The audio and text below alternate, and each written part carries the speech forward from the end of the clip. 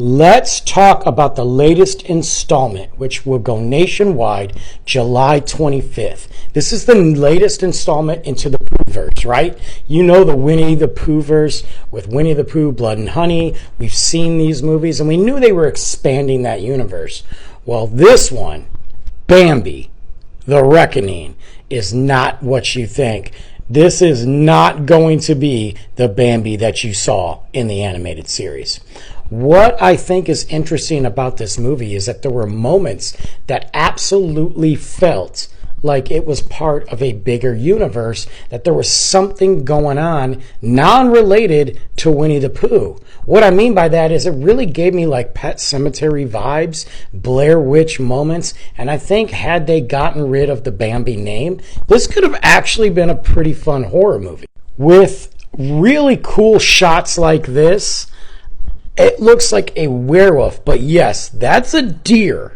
And a very angry deer at that. And we see how angry he is from flipping cars, stomping on people's heads. It loves to decapitate people.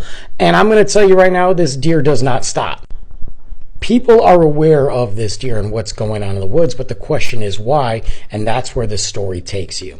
I'd like to thank Pixel Scene Media for allowing me to view this before it releases and for setting that up. So I don't want to give away any spoilers, but I will say this. This movie actually has some really cool scenes and shots and has some really cool moments when the deer is completely ravaging these people and creeping through the woods. There's also some surprise characters in there. And I think that overall, this might be the best movie in that universe.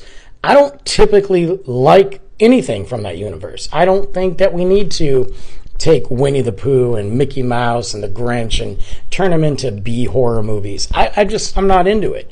However, this one, if you take away that Bambi story, you could look at this as something much more. And they were onto something here.